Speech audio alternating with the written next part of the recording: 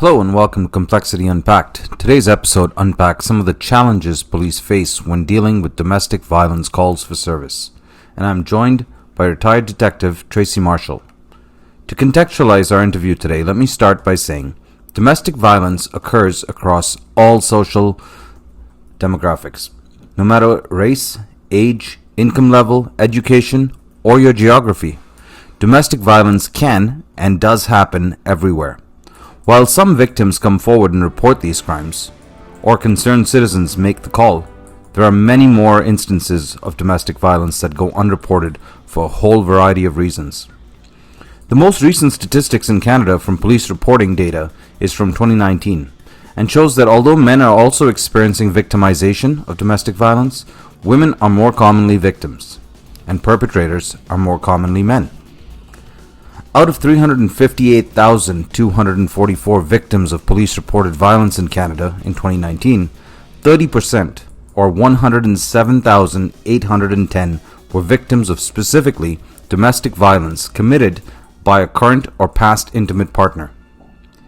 Out of that 107,810 events reported to police across the country, 36% were committed by a current boyfriend or girlfriend, 29% by a spouse, 20% an ex-girlfriend or boyfriend, and 12% by an ex-spouse. Also, importantly, of that 107,810 victims I just mentioned, 79% were female victims, regardless of the type of intimate relationship they were in. There was a 10% increase in reporting of male victims of domestic violence crimes, and 5% increase of female victims from the previous year. For men, this represents a 14% increase in their victimization over the previous 5 years. Intimate partner or domestic violence, as it is interchangeably called, also at times leads to intimate partner homicide. Between 2014 and 2019, there were 497 victims of this type of crime, of which 8 out of 10 were female victims. In Canada, Manitoba and Saskatchewan have the highest rates of domestic violence, while Ontario and PEI have the lowest rates. Keep in mind, however, this does not account for the dark figure of crime, crimes that are not reported, but widely accepted as occurring behind the scenes. This data and these numbers only speak to the events that have had police attendance, and not the number of instances that have gone unreported. The actual prevalence rate we do not know, but academics and professionals argue it's considerably higher. In rural areas, this crime is 1.8 times higher than in urban areas, regardless of the gender of the victim. So why am I telling you all of this? Domestic violence can be a silent crime, and a silent killer, happening in the home and away from prying eyes. The victims are not always easy to spot, but nor are the offenders. The underreporting of this crime means that there are many victims in need of help, and the only way to get them the help they need is to increase the rate at which these crimes are reported. To address this sensitive crime, some police forces have created specialized departments to work these events. So, to unpack the complexity of all of this, I'd like to bring on Tracy Marshall. Today, Tracy is the president of Threat Management Matters, Inc., but she's a retired police officer with the rank of detective, with 20 years of experience between Toronto Police Service and Durham Regional Police Service. She was a detective in the Threat Assessment Unit and has specialized training in violence risk and threat assessment. She completed an understudy program in the Behavioral Sciences section with the Ontario Provincial Police Service, and she was qualified as an expert witness in the Ontario Court of Justice. This incredible woman has experience with investigations in sexual violence, domestic violence, workplace violence, criminal harassment, and the list goes on. Welcome, Tracy, and thank you for agreeing to be a guest on my podcast, as we attempt to shed some light on what is likely a complex and interesting subject. Let's take a look at this from a policing perspective, and let's discuss how the police deal with calls for service to domestic violence and deal with this issue head-on in their everyday work life. All right, so welcome, Tracy, and thank you for being here again.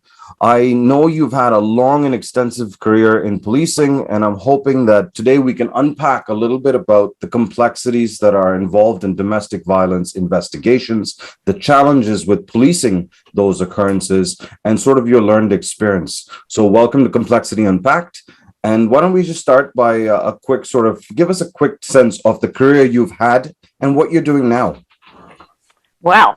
So complexity, I think, is a great word to describe what I've done.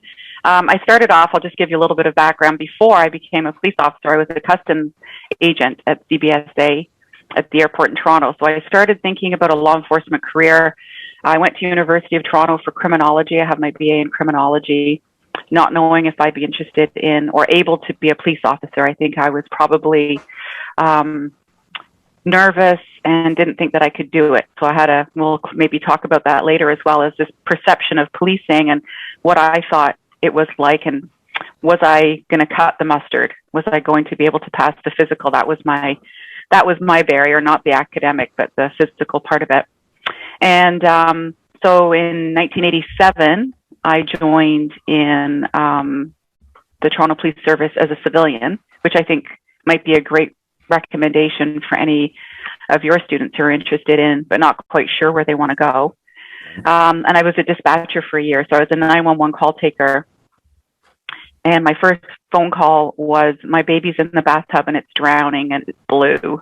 That was my very first phone call. So I think that's a good, that's complexity for you right there. Kind of the rush of adrenaline, the fear for the baby, the not knowing if I'm going to push the right button. I pushed the right buttons and not knowing if the people are going to get there in time. And the kindness of the police officer that actually did get there in time and phoned me back later to say that they'd revived the baby. So that's one tiny snippet of the calls and the experience in policing that we'll talk about a little bit further, but certainly complexity is a great word for it. And I started off in that civilian line, and I was magnetized. The more I knew about it, the more I knew I wanted to join as a police officer. Well, talk about trial by fire. That's quite the first call. And yeah. I don't know. I mean, I imagine that it has value to start out hot, but sometimes that can be discouraging, and it takes a special kind of person to be able to stay with it. I'm going to pivot right off the top, because while I imagined we'd be talking about your primary role, I do want to touch on that. I think there's tremendous value in having experience in the comm center. It gives you an appreciation for what goes on the back end. And sometimes officers will tell you that the frustrations they feel with dispatch usually are born out of not understanding that role. Would you like to expand on that a little bit? Because I think those two roles really do have to work well together. Yeah, I mean, the dispatcher is your lifeline. If you're on the front line as a police officer and you need help, the dispatcher is the one that's going to get the help to you. So you really need to have a respect for that role. That is a highly complex role. In 1987, we were at 590 Jarvis Street, which was the old headquarters in Toronto, and we were transitioning over to 40 College. And we used to do our calls when a computer went down. We would have to write it on a ticket, and it would go through a conveyor belt. Talk about the old days, right? So then they created this CAD system, and everything became more automated. But the calls for service, I was a dispatcher one night, I'll recall, a Saturday night, and I had 41, 42, and 43, which is all of Scarborough. Right. And my calls for service kept coming in, and I couldn't even see the second and third screen of calls.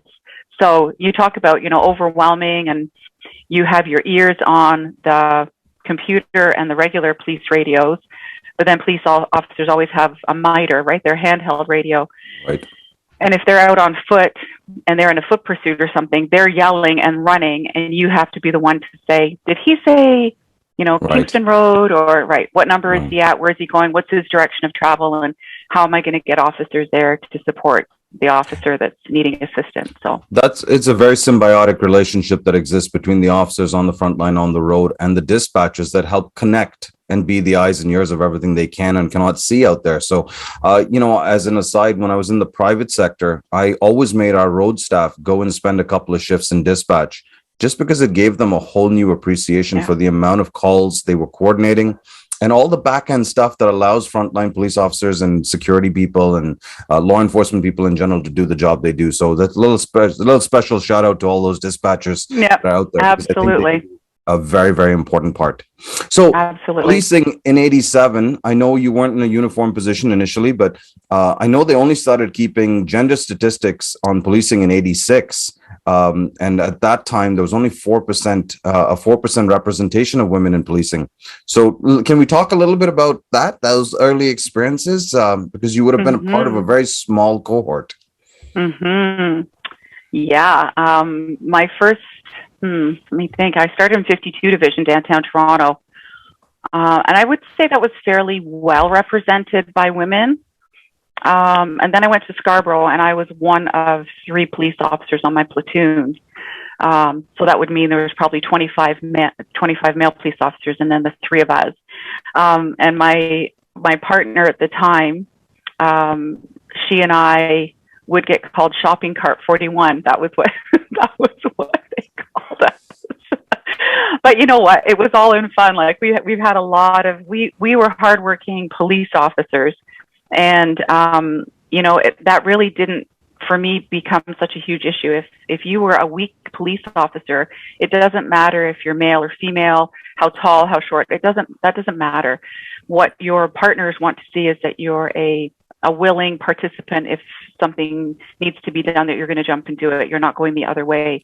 Right. So I think, at the beginning, you do have, certainly on the front line, I think it's easier to be female. I think in leadership, it's harder to be female, and we can talk about that maybe. I think there's the distinction there. But once your platoon knows that you're one of the platoon, then the gender issue blurs away. And I think, in fact, there's a real appreciation for a partnership with a male and female partner, right. Because some men want to talk to women, some women want to talk to men, and having one of each, it doesn't have to be that way, but certainly it's worked in quite a few instances where there's a different appeal sometimes. Right. And I know when I was working in the sexual assault squad, we always had one male, one female responding to the calls. So just to get the best of both worlds. Well, I mean, I think we'll be talking about that at some point, but I think that has a big impact when we talk about representative police. It has a big impact on when you're dealing with the public, and there are times and places where people do have preferences, and their preferences do speak to their comfort with talking to police. And we do a better job when we reach the needs of the people we're serving, I think. So Absolutely. I think we're not there yet. I know across Canada, we're only sitting at around 22%, but we're making steps in the right direction. And, I hope that students listening are encouraged to participate and look at this as a true opportunity, regardless of gender. And that, don't always let that stop you. Yeah, it comes back to being a whole person, right? Which is more than just the sum of your parts. So, excellent. Listen, I know you've already sort of brought up here, and the focus today was domestic violence. And you heard me mention in my intro some of the key statistics. So let's take a look at that, and let's talk about your experiences with policing and dealing with domestic violence. So, can you tell us a little bit about your experiences there broadly? So I started in September of, I'm going to say I went to 41 Division in September of 89. I worked in 52, like I said, but very few people lived downtown Toronto at that time, so I didn't really have very much experience with domestics there.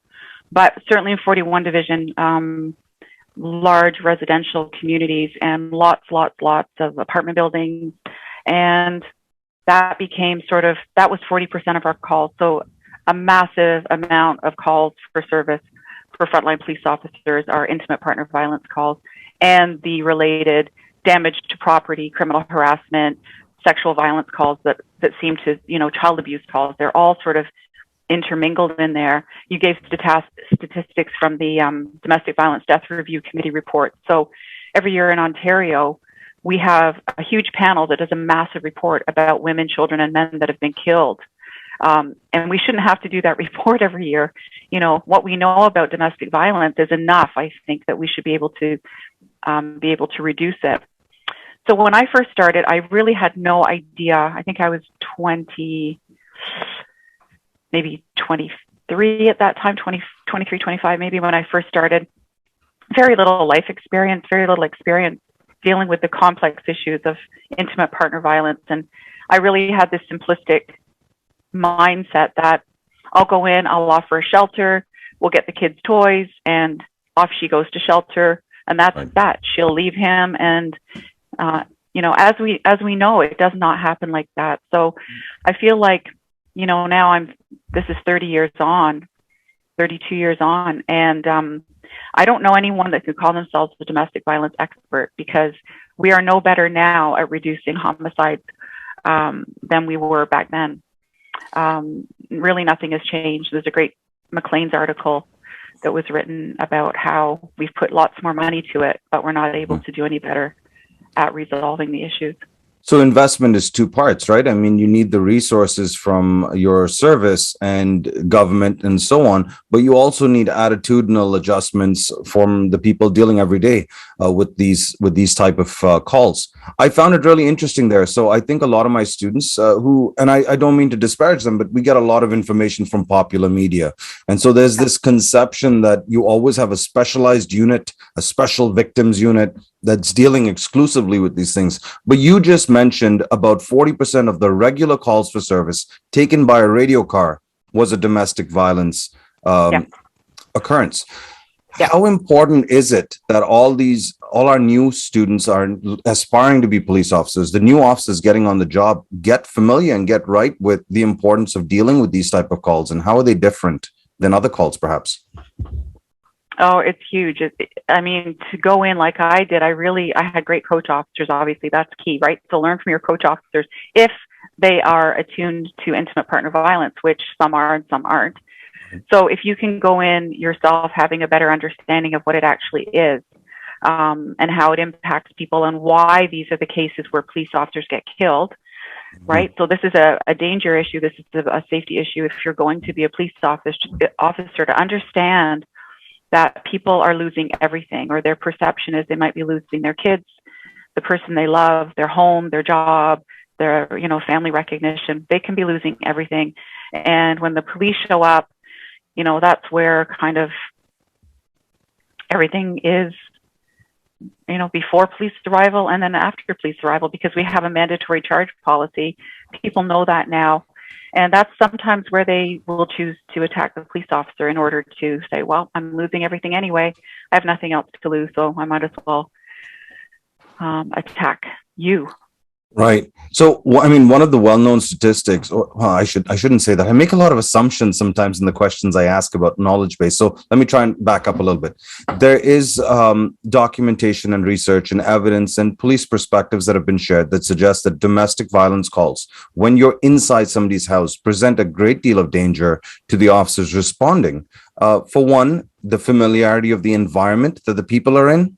The knowledge of where things are in the house. So can you speak to some of the risks of going into somebody's house and dealing with a volatile emotional state? I think that's before we can even discuss domestic violence, from an officer's perspective, that's one of the first things you're encountering. You're inside someone else's space. And I imagine that gives you a loss of control, really, of your environment. So what was that like? I have a great example that comes to mind. So we had a call, a male partner and we had a call, and we went, and the husband had left. And so we just spoke to the wife. And in the bedroom, there was a massive queen size bed that had been thrown up against the wall with her on it. So we thought, oh, this guy has a little bit of strength, right?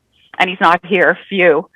So we took our information from her and we left, and then got a call a short time later that he was back. So back we go.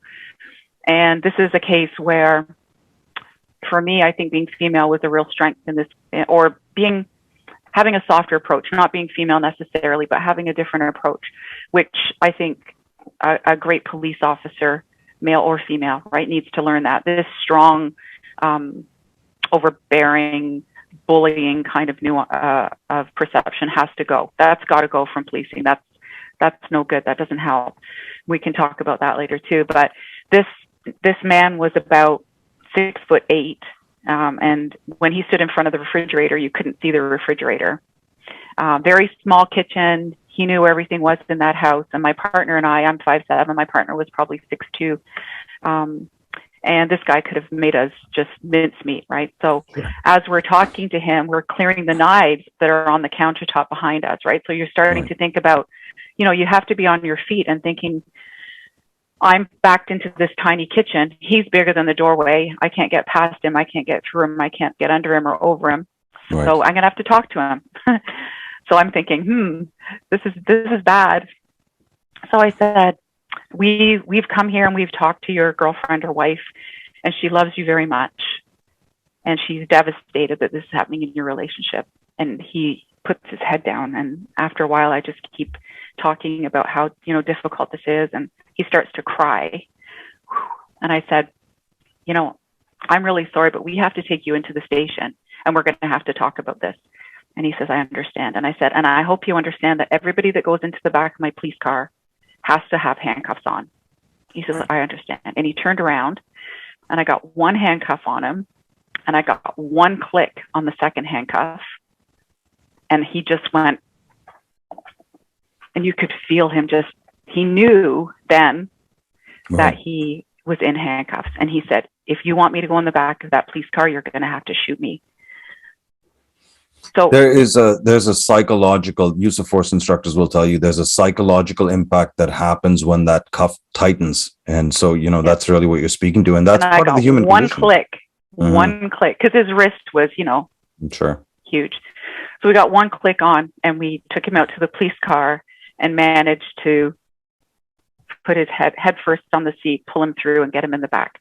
But I firmly believe that had we not, that would have been probably the worst fight I've ever been in my life. And he would have won, short of a huge escalation of force. So I think in that case, the reality for him was that everything was absolutely terrible. And, any of us who've lost the love of our lives is going to be despondent. But people who are prone to violence and losing the love of their life, that's when those two worlds collide for the police officers. And it can turn really, really ugly quick. Well, that's a lot to unpack in our very first opening segment. When we come back, we're going to talk a little bit about mandatory charges and policies that are intended to help and sometimes don't always go that way, but we'll talk about some of the nuances there. We're going to talk a little bit about officer bias and perception and the tactical considerations that have to be kept in mind while trying to be empathetic. But we'll be right back with Tracy Marshall in a moment.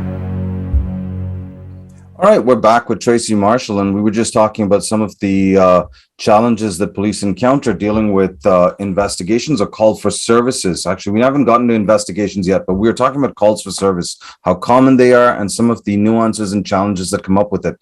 So, Tracy, I'd like to pivot to in this next segment. I want to talk a little bit about mandatory policies because a lot of these policies are intended to assist and be more efficient. But I'm sure that, there are multiple perspectives on whether mandatory rules work in a situation that is so complex and so different and unique from call to call. So can you tell us a little bit about, give my audience a perspective or an understanding? What do you mean when you're talking about mandatory charges? And what is that policy intended to do? And what does that do? I know this is a three-part question. How does that impact your ability to use police discretion? Okay, so I'm going to go back in history to the old days when I started policing. We would go to a call, and like that call I was just speaking about in the first segment, the complainant or the victim or the survivor, the woman typically, was asked, do you want charges laid in this case? And usually by the time the police have come and he may be contrite or he may have left for the day, she has time to think, this isn't really what I want. I love the guy or whatever, Right. I want to give him another chance. I don't want to be the one to mess things up. So I don't want charges laid. And that was her choice. So if she didn't want charges laid back in the day, then she signed our notebook, no charges laid. We tell him, go sleep at your mom and daddy's, go sleep at your brother's, whatever. And, if we come back here tonight, somebody's going to get arrested. Right. And that wasn't working. Really, Sorry to interrupt you. Sorry, you just bring up a really valid point. Is that not working because there was a lack of understanding on law enforcement's part about how the cycle of victimization occurs, the fear that might be a part of that decision-making process, or like, can you expand? Do you know what I mean? yeah. So it wasn't working because I think even though the police might have had a really good understanding that this is going to happen again, that this is a cycle of violence, that it's probably already happened 30 times before we're called. I mean, that's the reality. It happens. This is a serial offense, right? This is one of those offenses that is a serial offense, which is, I think, why we need to take it so seriously. It's not like a bar fight where somebody is hurt in a bar. This is happening week after week, month after month, year after year. Same victim, same offender. So it's one of those that should be really easy to predict and prevent. But I think we knew it would keep going on, but without the victim's compliance or without the victim's complaint, we had nothing lawfully to do. We couldn't do anything. And that was creating what we've heard as described a bullseye on the victim. So if the victim said, yes, I do want to lay charges, then the offender would say, you're the one who laid charges. You're the one who's going to have to go to the Crown to get those charges revoked. Right. And if you don't, I will X, right? So it became, that's why mandatory charging came into effect, is that women were being killed. We realized through statistics that just by being arrested alone, many men desist from repeating domestic violence, not by being convicted in court, just by the arrest alone. Right. So the mandatory charging policy means now that if a police officer has reasonable grounds to believe that an assault has taken place or that criminal harassment has taken place, they must lay the charge. So the victim or the complainant may say, I'm not going to tell you anything. My husband and I were both home, nothing happened.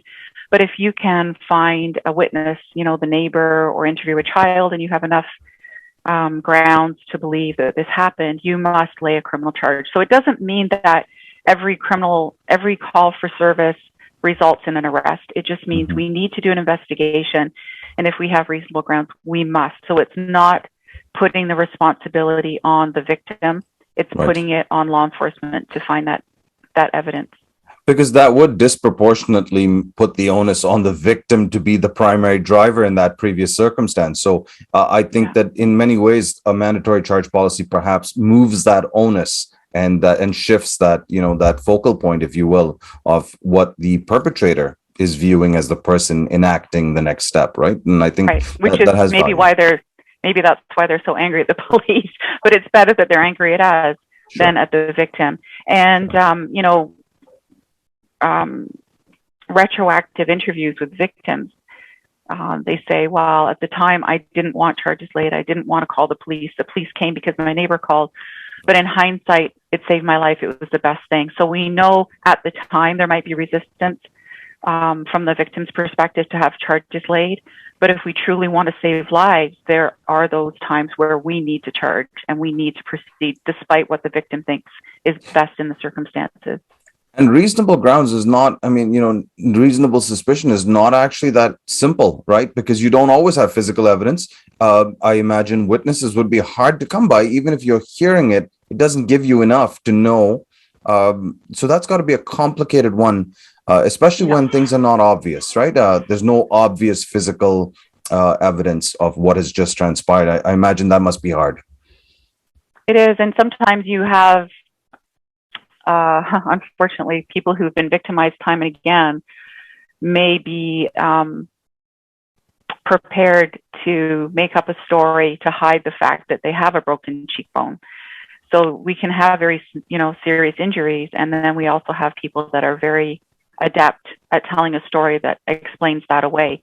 So our reasonable grounds to believe, it can be quite a high bar. And unfortunately, we know that this has happened time and time again, and it will continue to happen if we can't intervene. So, sometimes walking away and knowing you're leaving somebody in that state is very, very frustrating. And that's where the system, you have to have that control so that police aren't able to arrest people without reasonable grounds. But at the same time, some cases you're leaving somebody in a high risk situation. So that's difficult. Yeah, so talk to me a little bit about both sides of discretion here, because while discretion is a necessary part of policing, it's not as simple as it sounds when you present it in a classroom, right? So talk a little bit about discretion. You're at a call, you're dealing with a complex range of circumstances. The complexity of just from the victim's perspective of being able to navigate this. You're going to leave, and he or she is still going to remain there, and they have to deal with that. And it's not always as simple as others think, because they're living with this. It's intimate. And I think that's why intimate partner violence actually does a better job of capturing what we're dealing with than just domestic. There's a level of complexity when it's people you love that are also the source of your pain. How does that influence your discretion? Yeah. Well, and I think I'm going to say 60% of these cases, there's kids in the home too.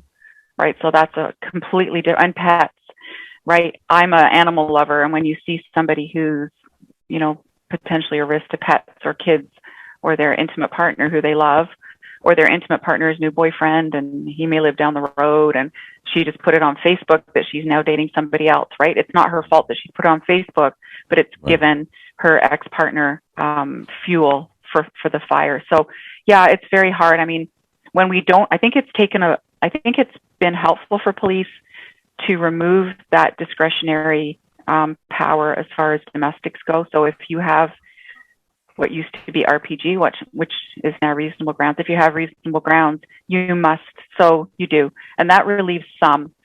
Every case you leave feeling like, oh, did I do the right thing? What if this, what if that? And you just have to do the best you can with what you have and walk away. And sometimes that keeps you up at night.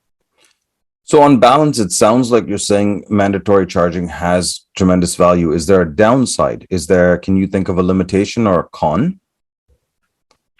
There are some community groups that really want to leave the decision-making with the woman, because everyone has a right to autonomy, and that's a good thing. But what we know is that women who are at risk of being murdered aren't very good at identifying if they're at risk of being murdered. Right. And so we have to take that autonomy away in those cases. So it's about 50%. So women who have been interviewed have been nearly killed, or their proxies were interviewed when they had been killed, and only 50% of them predicted that they were at risk of being murdered. So, I think when you're in an intimate partner relationship, your emotions are involved. You've known Buddy forever. He's never killed you before. He only has to kill you once. Right. And it's really hard to figure out if he's the one that's going to, and nobody expects it and everybody's surprised. It's similar with suicide. People see signs and they worry about it and they think about it. It doesn't happen every time, but when it does, we think, oh, gee, I saw the signs and symptoms, and it'll never happen to me, right? Exactly. It's not me, and that's like we know too often that is famous last words. Not me. So challenging. So those are really challenging, and we do go back to the same houses again and again and again, and that's where I think we need to work smarter, not harder, with the same budget. I think the budget is there as far as making changes. I think systemically big changes are possible. Mm-hmm. We can talk about that whenever you like, but I think that community collaboration and changing attitudes, getting to the root of these, really, I would sum this up in 2 words, and that's sexual jealousy. Intimate partner violence, the difference between roommates. So you have 2 roommates that live on Dalhousie, going to school together, and they decide that they're going to move out. Well, one rarely ever kills the other one, right? Because they've stopped that domestic sharing of the domicile. Mm-hmm. But the difference is when there's an intimate partnership, a sexual connection, that's sexual jealousy. Sexual jealousy is all about, I want to see your phone when you come home from going out. you can't wear that.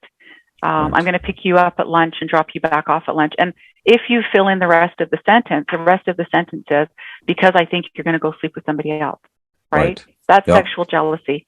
I give you $10. I want to see the receipt and the Right. milk when you come home. That's sexual jealousy. It's not about the milk. It's about Right. power. But the Right. ultimate power is in order to stop her from having sex with another guy. Really, it's Yeah. sexual jealousy. And that and a big part of that is control, right? And we'll Yep. we'll come back to this topic in a bit. I do want to talk about attitudinal sort of dispositions at cults, and we'll explore that, I think, next. So Tracy, I have attended several conferences and read a lot about this stuff. And one of the people I've really appreciated reading and hearing from is a speaker named Jackson Katz. I think you're quite familiar with him. And I'll just focus on one line that has always stuck out with me at a presentation I heard him give. And he said, sexual violence and violence against women, and when we phrase them that way, we make it almost sound like a gendered issue, like this is a women's issue. And he really stresses the point that it's not, it's everybody's issue, and we all have a role to play. So can you speak a little bit about that from your experience? Is this a women's issue? Why should men care? And why is this everyone's issue? Well, it is violence against women committed by men. That's the issue.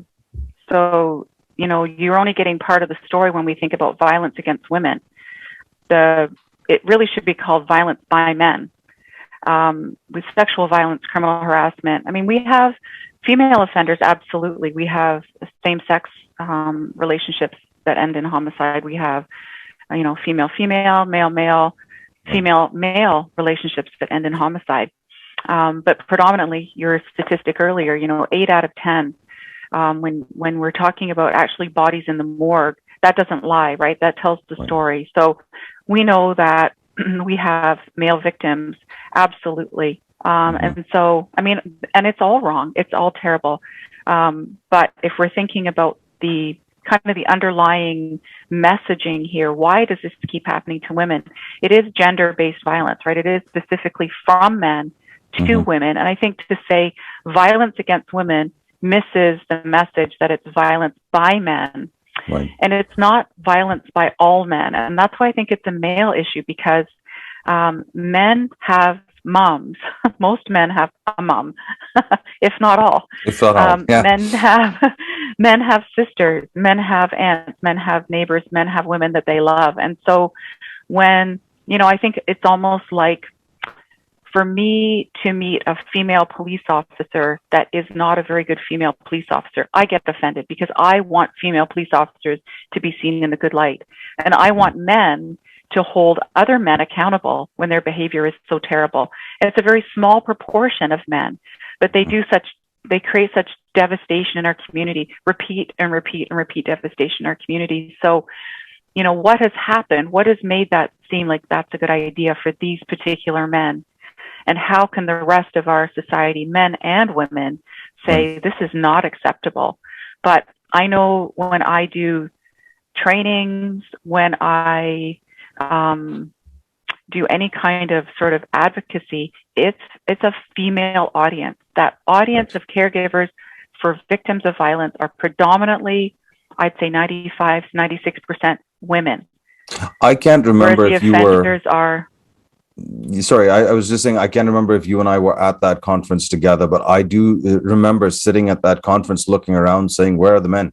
And there weren't a lot of them. And there were some police officers at that conference, and yet not a lot of male police officers at that conference. So, I think we have some growing to do. And I think that issues like this need to be discussed. And I don't know, I'll go out on a limb and say we need more male faculty and more male trainers talking about these two male classes, because otherwise we make it a women's studies issue. And I think that does more harm than good. We definitely need to sort of change the attitude on this. So let me pivot then, because this is not intended to be harsh, but representative. I've heard many a person say, and some anecdotally, and there is some evidence to this as well from research, that sometimes the first call for service, the first call made by the woman, by a woman, actually has a deterrent value because they're not being treated, or they're feeling like they're being re-victimized to a certain extent by the interaction. They're being questioned. And some of those reporting in qualitative data suggests that the female caller then doesn't feel like the police interrogation is how they describe being interrogated, questioned about their victimhood, and that really discourages them from making a second phone call when they might need to. Can you speak a little bit about that police interaction and that importance of dealing with the person that you're dealing with? Yes. So you get one opportunity, right? You only get, what is it? You get one chance to make a first impression, or you don't get the second chance to make a first impression. Right. And if you're representing a police service, you need to realize that it's probably not very unlikely that that's the first time that this has happened in the family home. So you're only seeing, I mean, we only go to probably 25% of all the incidents of domestic violence. So for us to be at a house where somebody has had or made a phone call, we need to make that a good experience as much as possible for that person. And we have some officers that are great. You know, the officers that I have worked with on the whole are fantastic, lovely, caring people. And our victims would call back, right? If we couldn't fix it the first time, I think they would call back. There is the whole other justice system issue, which I feel like, you know, that's another aspect of re-victimization. But there are some people that go and they really don't care, and they really, you know, frankly, may be committing domestic violence in their own home. So, you know, that's not the person that you want going to the call for service. We have made changes in policing. There are adequacy standards that say that police officers have to have more of a minimum understanding now, 40 hours of training at police college, and I think it's 40 around domestic violence. That sounds like an awful lot. Maybe it's not that much. But you either need to have a sergeant that is domestic violence trained or a domestic violence unit. So every police agency now has to have one of those three models in place. Right. So there is a higher standard of training out there. But still, I feel like it's such a complex issue, and you're not going to get a real understanding of it within the first couple of years. So we need to do better at making sure that that first call for service is as good an experience as it can be. And the interrogation piece, I feel like only in the last few years have we really started to understand how victimization impacts our ability to give a really beautiful police statement, right? So a police statement, we like it very linear. Tell me what happened on, you know, Monday, Tuesday, Wednesday, Thursday, Friday. And if you get it all jumbled up, it means that you're not a very trustworthy witness. That's the old way of thinking. Right. And now we know that if it is jumbled up, it actually gives credence to the fact that they have been victims of violence, because that's how our memory takes information and mixes it all around. So now we can use that kind of jumbled or disconnected or disjointed statement to actually speak to the credibility of the victim statement. Whereas in the past, I think policing would have looked down on that, and then that would have reduced the experience for the complainant, because they would have felt like they weren't being believed and it was an interrogation. Well, there's an intersection between, research-based knowledge and things we learn from looking at generalized large numbers of victim statements and things like that, and the frontline day-to-day interaction. And those things don't always work well, and sometimes there's resistance, but there is value, because I don't think anyone disputes anymore that jumbled statements are actually more reflective of the emotional state of dealing with something that is complicated. We don't tend to think in linear ways. We definitely don't tend to speak in linear ways. And in many cases, that's a learned trait that those of us that work in academia or work in law enforcement have developed over time. But that's filtering, and that's not accounting for that real emotional experience that's occurring. So I'm going to come back to your earlier point. You said 40% of calls for service. Let's assume that the number is high. I think that's just fair for the purpose of this question, which means you aren't getting specialized training. You're getting a baseline level of training like you do for everything. And there's a lot of expectations on police officers. How important is attitude for young police officers coming in? And I know I'm asking you very long questions, Tracy, but I'm trying to contextualize this a little way. I have talked with my students who, the age demographic, they're fairly young. I said it can be intimidating to go to a home, for example, where the people you're dealing with are 20 years older than you, significantly more life experience than you. You perhaps have not been married or you have not been in that circumstance. Is it easy to find yourself going, okay, but was it a little disagreement that got a little out of hand? And you diminish what is being said there. Can you speak about that real dynamic in a way that I think young people might sort of imagine themselves being there? And I think that mindset gets clarified or jarred fairly quickly when you go to such a disparity of calls. And I mean, your first domestic that you go to, and she's gone to the hospital, and there's blood everywhere, and people like that really, and you really think like, okay, this is really bad, right? So I think that opens your eyes to the possibility of what's happened in homes before we get there. When we get there, it can look very calm, and everybody is very, they don't want police involvement, right? Nobody wants to have police involvement necessarily. But when you separate people, you really have to be open-minded as to what's happened here, and leave your own judgment and your own experience at home. People who have no experience with domestic violence can be just as good at an investigator as people who have, seen a lot. It's just really not having an expectation of what you grew up with. You might have grown up with, a very loving, peaceful family and not really have an understanding. But just read the Domestic Violence Death Review Committee report, right? These women are dying in Ontario. I think we have had 34 this year in Ontario. Ontario is not that big a place. So I think you have to drop your own belief system, look at the statistics, and think, if this is the family and I'm underestimating the risk and I'm leaving here today not doing my job, she could be killed. What does my report reflect? So really, it's just about articulating what you see, not overriding it by what you believe. Right. So just And honing in on bias. the evidence. Yeah, personal bias is hard to separate, though. I mean, that's easier said than done for a lot of us, because our biases and our predispositions are very much ingrained into our personality. Wouldn't that be fair? Yeah. Oh, very much so. And I think the more sophisticated policing gets, the more evidence-based it gets, though.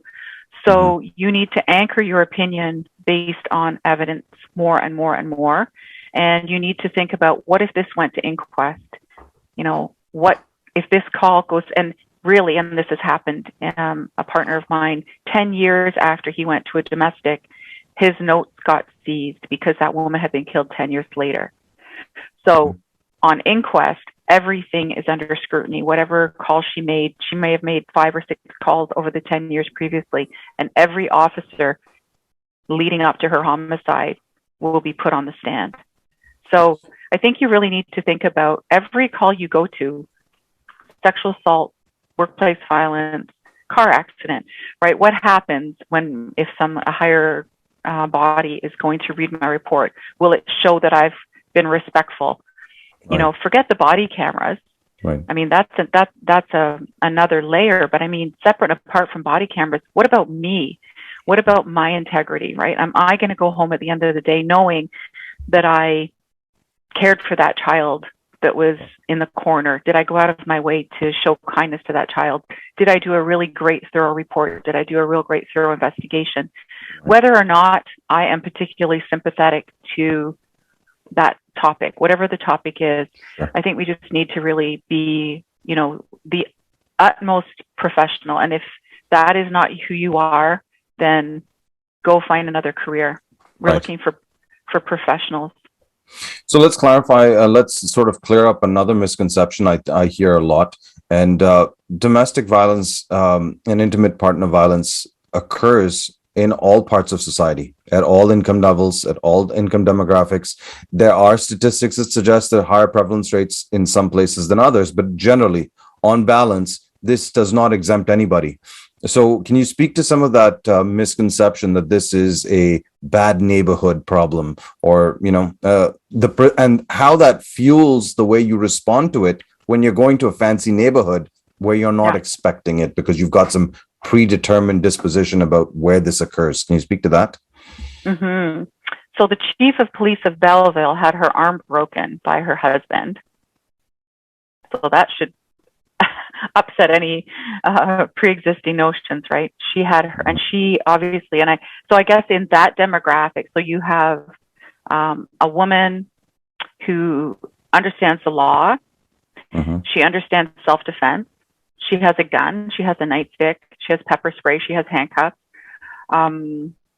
She has her own income. She's financially independent. She has her own passport. She has her own vehicle. And she stayed in a relationship, which I don't know the extent of her injuries other than her broken arm.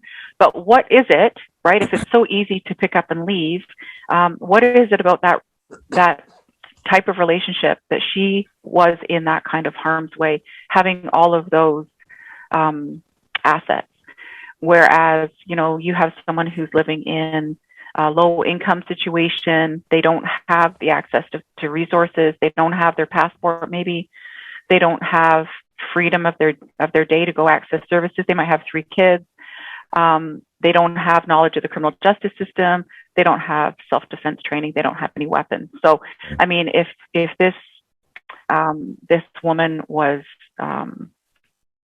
afraid to come forward, and she was the chief of police, then that certainly puts in perspective how difficult it is for all other women to come forward.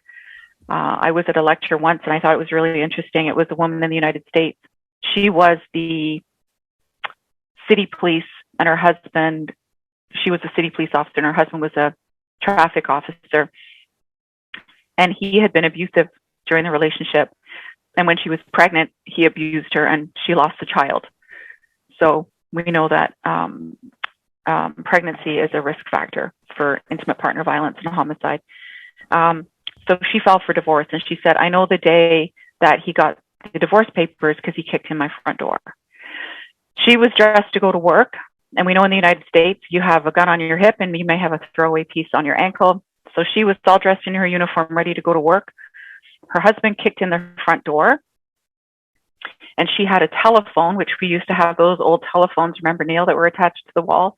She grabbed the receiver of the telephone, whacked him over the head, ran out of the house, ran down the street with her hands up, yelling, somebody please help me. Okay. Now that image is haunting to me. And I believe that if someone kicked in her front door and she didn't recognize him, what do you think would have happened?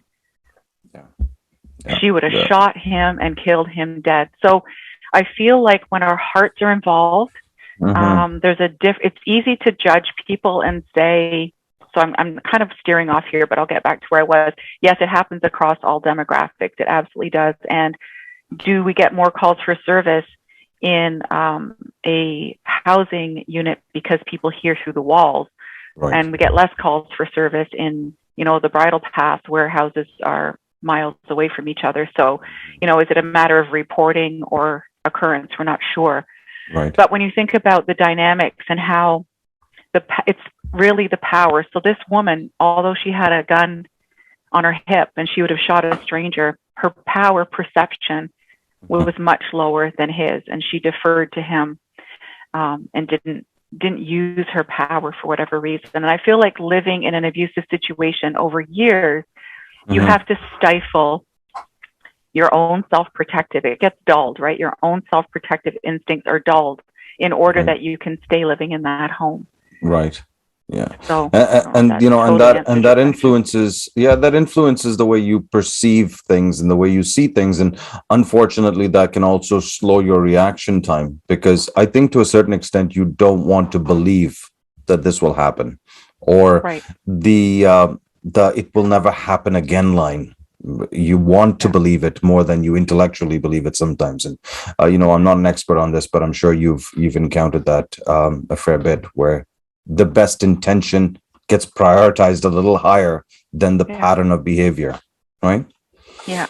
The person that can hurt you the most gives you the most relief when they say, I'm sorry. And that becomes this cycle, right? So, You don't want to leave your house. You don't want to uproot your kids. You don't want to leave the person that you love, because 99% of the time he could be a great guy. You just don't want him to keep hitting you, not 1%er, right? So it's really, that push-pull really wears down people's ability to self-protect. And then as police officers, we go in and we say, well, ma'am, just pack, like I did, just pack up your stuff. We'll go to a shelter. And she really doesn't see the level of fear maybe, or level of risk that she's in, because she's been in it so long. Her own self-protective ability has been dulled to the point that, and living in that kind of environment with PTSD, right? There's sleeplessness, depression, right? All of those things that are hurting her ability to self-protect that she may not even realize. So it's not until you're out of it that you can actually see what it was like in some places. You're in the fog, right? And that's a complicated place. We're going to pivot back to the police perspective again. And I want to introduce, and I keep wanting to talk about the humanity of police officers who bring their own life to every call. And I'm not a fan of that old saying, check your life at the door. I don't think that works. We don't check our life. We don't turn off our brain. We should sometimes, but we don't, because humans don't work like that. So in a second, I think let's talk a little bit about the police officer reaction to what they're watching. So Tracy, we've been talking a lot about the perspective of the people calling, the people involved. If we can just shift back to the perception of the police officer responding, and I know you can't speak for everybody, so your perspective. I have often found that when you talk to young people that want to enter policing, there's this sense that they want to help the community. They want to get the bad guy. They want to help the good guy. And there's a whole conversation about good victims and bad victims and all those problems. But let's simplify this. There's this desire to do right, help justice, lock away bad people. How does that all influence officer perception when they go to the call? And it's not so plain as day. There's not, even prior to mandatory charging, it's still got to be complicated. You want to take somebody away. So how do you separate that when you identify with the victim, or you see your role as being, I should intervene here? Talk a little bit about that perception. Yeah, I obviously fell into that category. I joined policing because I wanted to help people, and just being interested in psychology and how people work, and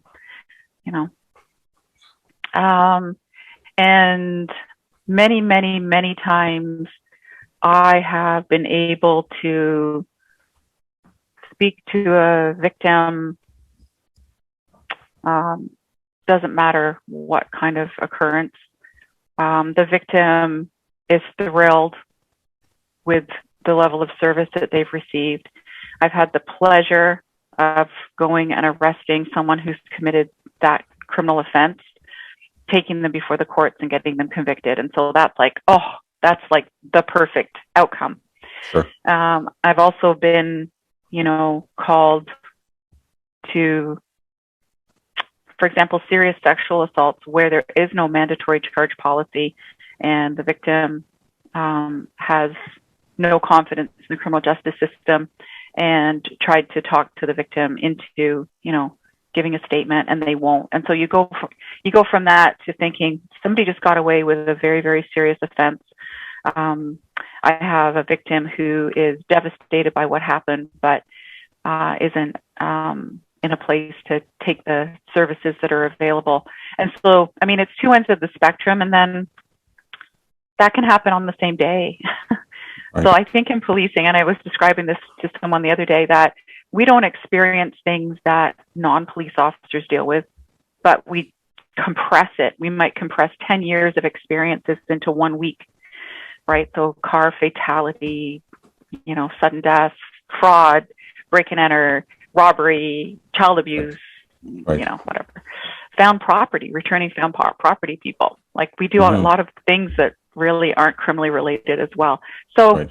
I think for me, you might have expectations from watching TV about what your day is going to be like in policing or what your career is going to be like. And some of that is true. And a lot of that isn't true, or it's not that way continuously.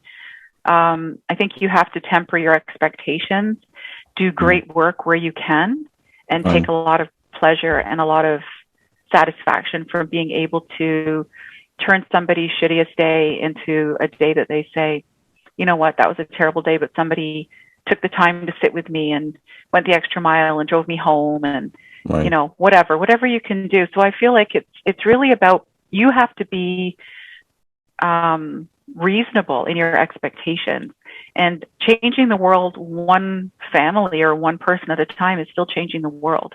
Right. But Tracy, I'm going to push back a little bit here. I get the sentiment you're expressing, but we all know, or at least there's some level of acceptance. So if you find this contentious, okay, there's a level of cynicism that does occur in human services jobs. I don't think the police are immune from it. So talk to me a little bit about that end of it. When you're frustrated, you're going to a call repeatedly, and the person's saying, "No, nothing's happened. No, I'm not. I'm not telling you. I'm not cooperating." At some point, the human in you is going, "Well, if you're not going to help yourself, talk to me about that frustration," Oh, because for I think it's sure. Yeah. So when you sit with someone and offer them services, or you try to counsel someone and they're not interested in listening to you, I mean, you really are putting your heart and soul into it, or you should be. You're investing time and energy that you could just drive away and go give somebody a ticket if you wanted to, right? Or right. do something else, do random patrol. But as a person, you really see value in trying to um, limit damage, repair damage, help people from, repeating the same thing again or whatever. And yeah, it is like it can feel like a kick in the pants. And I think that that's the thing. If you become cynical and that changes your positive outlook for other people, you Right. need some time off. And yes, that does happen. And I feel like it may not be for me as much dealing with the individual members of the public, Okay. but when you're trying to rage against a machine that lets you down, that to me, the systemic failure is more damaging. And I think that hurts more police officers than the actual day to day interactions with the public, honestly, Okay. because you can arrest somebody, you do a great job, you take Right. them before the criminal justice system, Right. and they are released and out and doing the same thing. So, you Right. might have had a victim that was very interested in talking to you. You built great rapport. Right. You got a great statement from that person, and then, but he's released the next day. And I think that's Right. why we lose victims from phoning back as well. And I Sure. think more so. So I feel like dealing with, I'm going to say, I don't want to say bad guys, but dealing with criminals is a Right. joy, right? That's what Right. you do. You're Right. supposed to deal with criminals. You're supposed to get witness statements, and that can be fun. You can have really great people that have made kind of just dumb choices. Right. And again, that's back to your discretion. If it's not a mandatory charge and somebody's done something just kind of dumb, you can drive Right. them home, right? Right. Because first of all, I've made mistakes and people have helped me out. I mean, we're not here to hammer everybody, to the full extent of the law. Right. So I find that less distressing than when we do get before the criminal justice system. And that's where, or even trying to make policy within policing can be very difficult. So I feel like it's a big machine, and it's really hard to make commonsensical changes in a big machine that could really improve the public perception of the police. Yeah, and you're right there. You're talking about taking on some very large things. But at the end of the day, the lived experience of people is very personal, right? So, and I don't want to overemphasize lived experience against general sort of trends, but if you feel like you're in a situation, perhaps you have children and that can complicate the situation, right? You have children, the justice system is going to let the person go. They got to come back. You're thinking in that position probably 8 steps down the line, and you're not thinking about the arrest. You're thinking, okay, well, eventually this person's going to come back. I can't withhold the children. I have to navigate this reality. All of Yeah, those have got to be deterrents for full reporting. And would you say that those are probably good explanations or causal explanations for the that dark figure that we don't know, that underreporting that occurs? absolutely. So there's so many reasons for that. There's shame. There's minimization. So if you're a victim of violence, you don't want to admit that you are to other people. There's some shame in that. There's some maybe fear. People don't want to admit it because they're afraid that it's going to escalate, so they don't say anything. People may know if they're in an isolated community that if they come forward for help in the community, whether it's the police or whether it's shelter, that their sister-in-law works in the shelter or whatever, right? So people don't report for a whole bunch of reasons, but I feel like one of the big reasons is that re-victimization in the court system, and perceived or real. But the word is out there that, you kind of get maybe not treated as well as you can in the criminal justice system. You are, as a witness, you are raked over the coals by the defense. That's their job. Right. And anybody who's done that once is probably not likely to want to do that again. So. Sure. But, I think I try to come back to a realistic level. We all have a job to do, and I try to do mine to the best of my ability. So that to me looks like providing my students with balanced information, not being biased in my presentation. I'm sure you encountered the same thing. The takeaway for police officers on this one is that I think there's a great deal of frustration that can occur. You can be pissed off about people that you perceive are not helping themselves. And what I think you're saying here is there's a lot more going on in the background, and it's incumbent on us to realize the justice system writ large might not work out the way we want, but as that first point of contact, we should do more. We should find that humanity. Is that the takeaway? Absolutely. Did I summarize you nicely there? Absolutely. I think some of the people that are calling the police,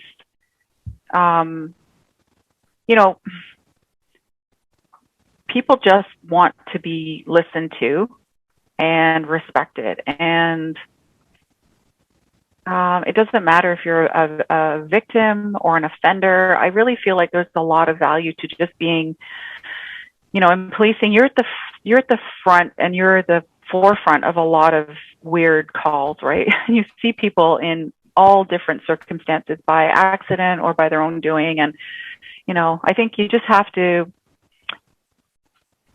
it's a journey to go through that. And I mean, that sounds kind of trite, but it really is. Every day is just a different kind of day, but how you approach it is really how you will enjoy or not enjoy the job. And if your sole focus is to catch bad guys, put them away, you're missing probably 90% of policing. That's a very narrow part of policing.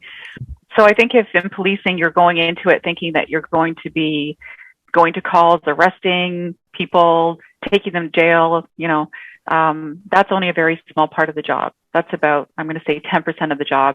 And the other 90% is once you've dealt with the offender and they're being processed, they're going to go to court, but you have an opportunity to assist the person or the people that are left behind and really try to shift their experience and with kindness. And I think, if you're going into policing without that understanding, it's going to be very frustrating for you. You need to have the ability to talk to people, and you have the joy of being put in people's lives at their worst day ever.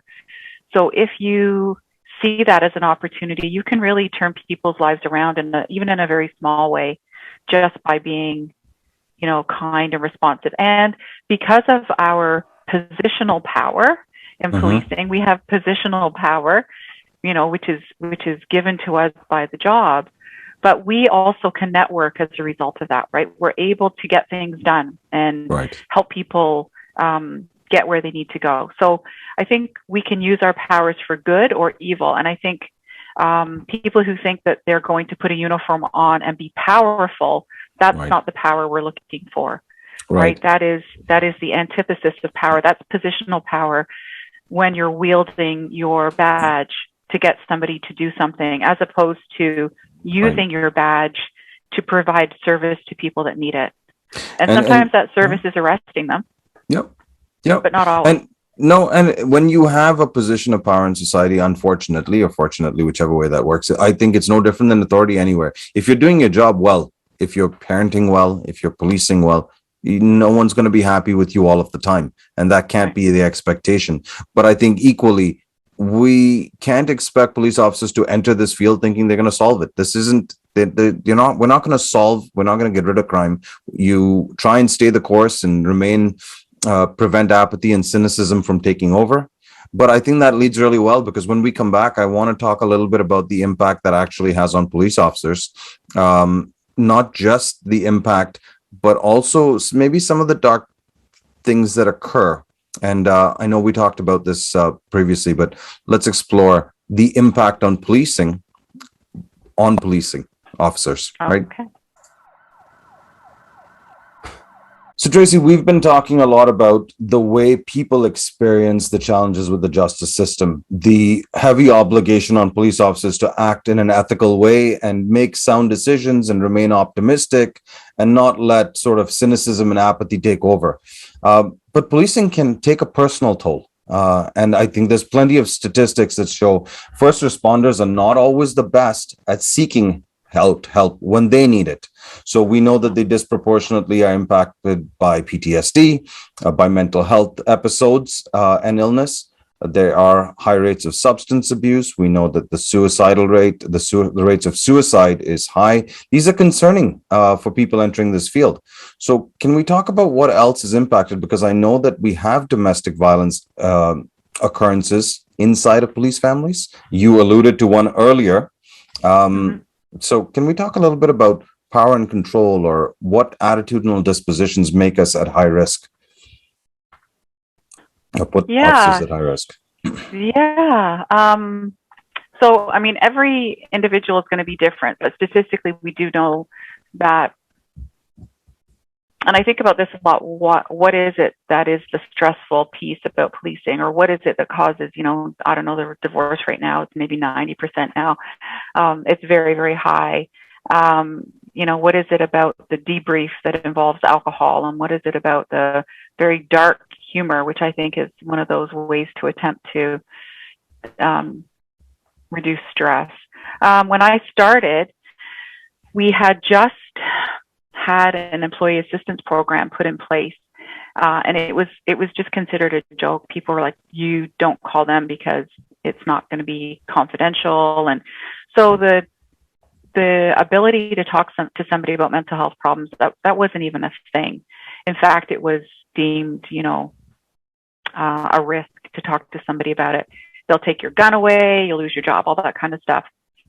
And we had one of our platoon mates die by suicide. He killed himself in the police station when we were working, because he had, kind of reached the end of his health benefits and saw that there was really nothing in sight for him as far as support. And for whatever reason, obviously, a whole bunch of different reasons, but he was a substance user who had underlying mental health issues. So probably something that could have been addressed had that been brought up in today's world. Right. So I think, the issues that create that, I don't really know if the job creates that. I think maybe in some cases it does because of what you see. But I also think that if you have an underlying mindset or predisposition before you get on the job that is not really identified, it's going to be exacerbated for sure. And I guess what I mean by that is, we don't select police officers anymore that are sort of, when we had the early days, we would select post-war military officers and turn them into police officers as enforcers. Right. That's not really what we're looking for at all anymore. So I think, we're looking for people who are more balanced, who are more gentle, who are more emotionally aware of themselves and very complex versus simplistic enforcers, right? That's really frowned upon now as a skill set. Well, I often talk about this dichotomy that exists between being an enforcer of the law and a guardian of rights. And you have both those jobs to do. You do your as part of the social contract. The state does have police officers to enforce the social contract, making sure people are living up to their end and being lawful. But at the same time, there are necessary moral constraints on law enforcement, and there should be. The charter gives you limitations, and I think that's a good thing. And you have to live up to your end as an enforcer. But part of that is also being a guardian of people's rights, and you have to be the champion of the people because you're given power and authority to do that. I keep coming back to this though. Are you saying, and is this your opinion, that it is perhaps the type of people and the methods of recruitment from bygone eras that created some of the statistics we cite all the time? And do you see that improving? Because we have often cited high suicide rates upon retirement, short life expectancies post retirement, high suicide rates amongst police officers. So if we're getting the best of the best, why do they seem disproportionately impacted by these problems? Are you Mm-hmm. saying they're going And away, or? I don't know. I know people are living longer past retirement now. So, when I started, it was about 6 months on average, and now it's, years, many years on retirement. Yeah, so I really don't know how to answer that, Neil. I really feel like um, it's a very individual balance. And I mean, I didn't do my full 30 years in policing. Right. So, because I felt like if I stayed in, it would have probably led to a heart attack for me. Right. So it did have its toll on my longevity as a police officer. I left after 23 years because when I talked before about women in leadership, I don't know if it's women in leadership because I'm a woman or if it's leadership. So that's a hard thing to say, but so I left as a detective. So I was promoted when I was in Toronto. I moved to Durham because, a few reasons. I had twin girls. I was a single mom. There's your high divorce rate. But also because I had finished a project in the professional standards unit in Toronto, which again, when you talk about, coming back after doing a professional standards investigation, it's easier to make a clean break and go to a different police service. And so that's what I did. So I dropped my rank to constable again. I got re-promoted in the Durham Regional Police. So I've been promoted twice, but only to the same rank. Right. And I had real aspirations to learn. And this is just a message for everybody, is that don't wait to take the training that's offered to you in policing. Take more training on your own. I would take any and all training that I could. And I was very, very keen in making changes in the police service, and specifically around domestic violence, how we respond. But I found it very, very difficult to push against the machine. And that's how I would feel, is that I feel like we can impact our response, but there is still a very staid mindset. And I think that might be, so I guess to answer your question about suicide and all that, there is sort of this older guard that is still there, that is very static. And, so what will happen in the future? Will that rate go down because there are people who are more, have higher emotional intelligence? They're more maybe flexible in their mindsets. I don't know if that will help or hurt, but I know recently another person that I worked with, who's a younger man, he died by suicide recently too. So, I think a lot of, I think it brings out the parts of your personality that need work. Right. That might be a really great way to say it. Shift work, there are compromising.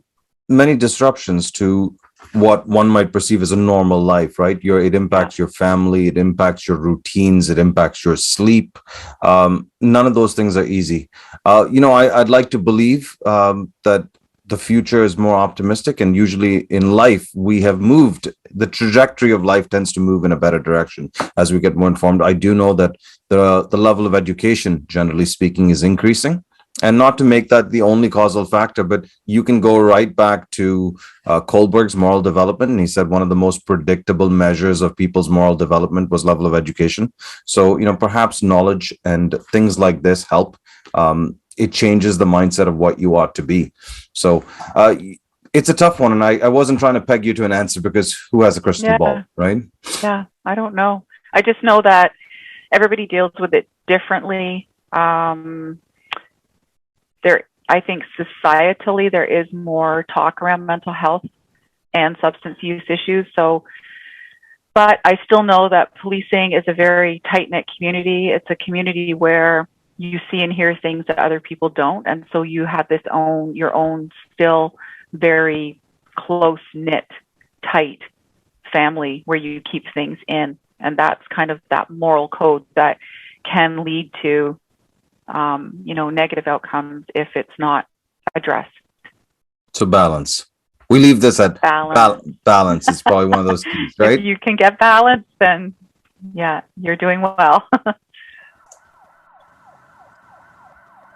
So Tracy, earlier you said it's important that we work smart and not just hard. So can you elaborate on, from your experience, what could we be doing better to address this whole topic we've been discussing today? I feel like, and we know this statistically, that there are calls that we go to time and time again, domestic violence calls.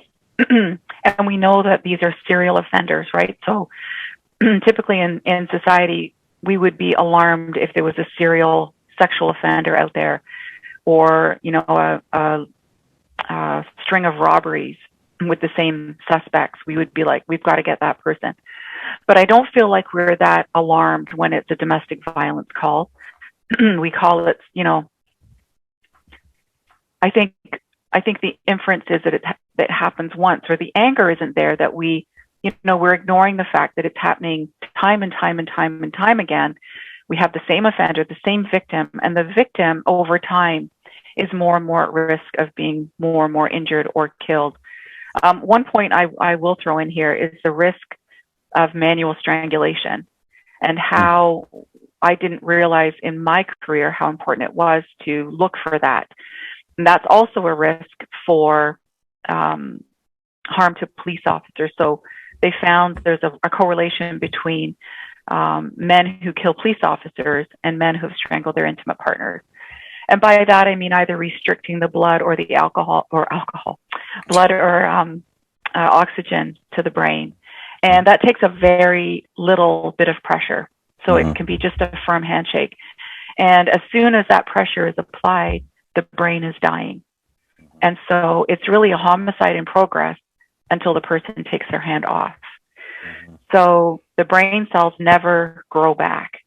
And when we think about these serial offenses taking place, many, many, many of them involve this manual strangulation. That's the ultimate, if we're talking about power and control, that's the ultimate power and control, is being able to take somebody's consciousness away and bring it back, and take it away again and bring it back. And sometimes it does happen like that again and again. So I guess the ability for us to intervene is maybe we get one shot at it. And we talked about that earlier.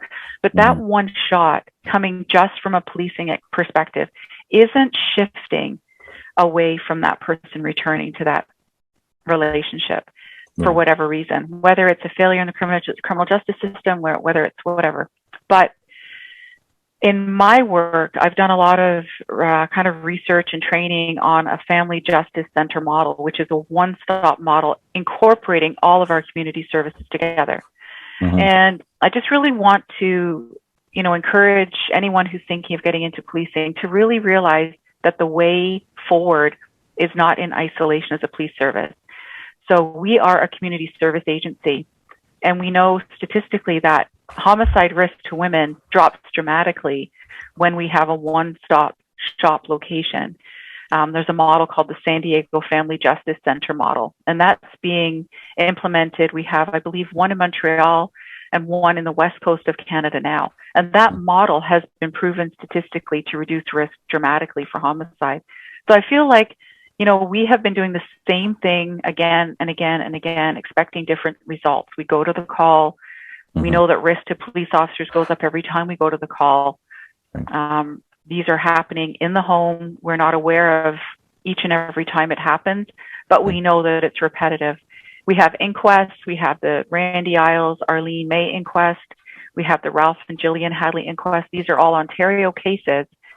And what comes out of our annual Death Review Committee report every year are recommendations that we work better together with other community service agencies. So I guess what I would recommend if someone was going to interview for a job before becoming a police officer, like your community service work or volunteer work, is understand that concept, the family justice model or a collaborative model.